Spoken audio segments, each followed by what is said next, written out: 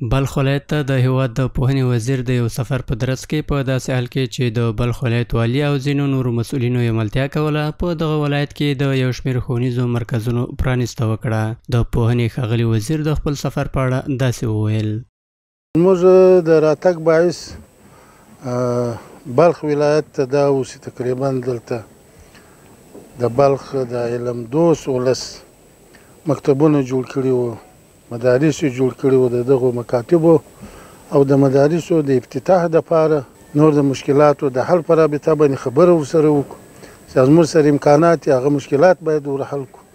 ورته مهال د بلخ ولایت والي د ځوانانو د فکري لوړتیا په برخه کې د زده کړو رول په اړوند خبرې وکړې او زیاته کړه چې د افغانستان اسلامي امارت د زده کړیزو او اسلامي برنامو د ځواکمنتیا په برخه کې روښانه پالیسي لري او دغه ډول ښوونیز مرکزونه د زده کوونکو د وړتیاو لوړولو په برخه کې ارزښتناکه بولي. د دې ښه وخت چې هغه امنیت، هغه وحدت دی، هغه اتفاق و اتحاد دی، هغه د علم په مابینځ کې وحدت دی، هغه په ټولنو افغانستان کې اتفاق هماهنګي وخت دی باید چې د دې سره ښه ګټه پورته کړو. ځکه که کوچنی ماشوم ځي هېڅ پریشاني نشته چې دې ته به دا مشکل وي چې که د شپې ځي، که د ورځې ځي، که غرمه کور ته ځي، که بازار ته ځي، که مکتب ته راځي، ټول شرایط برابر دي. دا د شکر دی. له بلې خوا د بلخ ولایت د پوهنې رئیس وویل چې د یاد ولایت د مرکز په ګډون په څو ولسوالیو کې د 5 ښوونځیو او 4 مدرسو ودانیزې چارې پای ته رسېدلې دي چې د 2 ورځو په موده کې به د هیواد د پوهنې وزیر په شتون کې پرانیسته وشي. دغه پروژې چې دي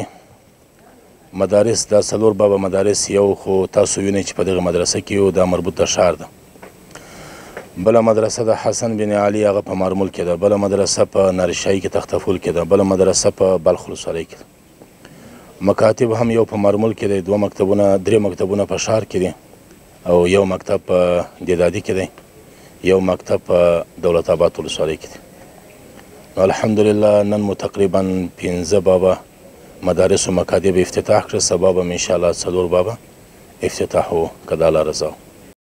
د یادولو وړ ده چې په دغو زده کړیزو مرکزونو په جوړېدو 155 میلیون افغانۍ لګښت راغلی دی چې یاد لګښتونه د یو شمېر نړیوالو بنسټونو، ملي سوداګرو او د اسلامي امارت له لورې ورکړل شوي دي چې د یادو ښوونیزو مرکزونو په پرانیستلو سره به د زده کوونکو او حافظانو ګڼې ستونزې حل شي.